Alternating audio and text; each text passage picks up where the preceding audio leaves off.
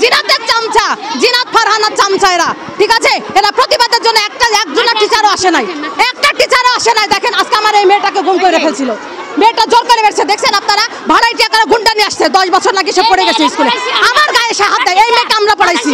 আমার অনেক কষ্ট হয়, আমার স্কুলে খেলাধুলাতে আমার অনেক নাম আছে, অনেক নাম আছে স্কুল। আজকে এই যে সব চ্যালেঞ্জে বদলাবে, আমি দেখেন আজকের ভাষা দালালের ভাষা। আমি করছি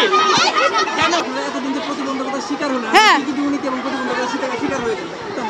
আমরা আমাদের কথায় কথায় চাকরির হুমকি, কথায় কথায় কালকে টিচারদের স্টুডেন্টদের গায়ে হাত দিছে, এই যে একটা দালাল, সব ছাত্রলীগের দালাল। যিনি কথা বলছেন তিনি হলো অরিজিনাল ছাত্রলীগের লোক, আমরা দালাল না, বুঝতে পারছেন? আমার কোনো ব্যক্তি স্বার্থ নাই। আমার এতদিনের স্কুল, আজকে 20 বছরের স্কুলের রেপুটেশন নষ্ট হচ্ছে।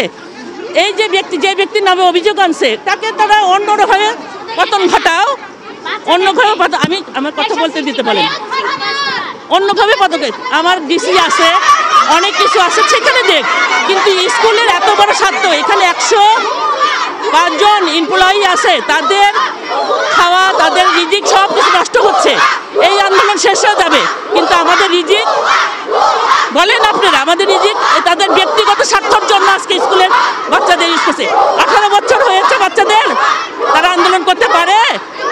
ঢাকা ভার্সিটির আর স্কুল এক না, ভার্সিটি আর স্কুল এক না। এই বাচ্চাগুলো, হ্যাঁ, আমার পক্ষে আমি কোনো ব্যক্তির কথা বলছি না। আমার যিনি হেডমিস্টার প্রশাসন আসবে যাবে, আমার স্কুলের সুনাম আমি চাই, যার জন্য আমি প্রতিবাদ করছি। স্কুলের সুনাম আমি নষ্ট হতে দিতে চাই না।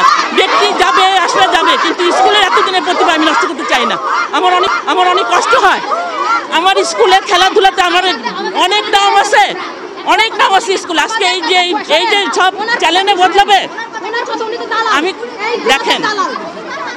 দেখেন আজকের ভাষা দালালের ভাষা। আমি করছি আজকে যদি আমি এগুলাই করতাম তাহলে তো আমি পাওয়ারে থাকতাম, যে কোনো একটা আমাকে পাওয়ার দেওয়া হতো। আজকে বলেন আমি কোন পাওয়ারে আছি?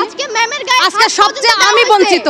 যে আমার সিনিয়র স্কেল পাওয়ার কথা, আমি 13 বছর স্কুলে চাকরি করতেছি, আমার সিনিয়র স্কেল নাই, আমার বিএড স্কেল নাই, ওই যে অবহেলিত আরও আছে যারা ভয়ে আসতেছে না, তাহলে তো আমি একটা পজিশনে থাকতাম, আমার একটা পজিশন থাকতো। আজকে যারা আওয়ামী লীগের নাম ভাঙায়, বিএনপির নাম ভাঙায়, আমরা আওয়ামী লীগ বিএনপি বুঝি না, আমরা চাকরি করে, আমরা সরকারি দল।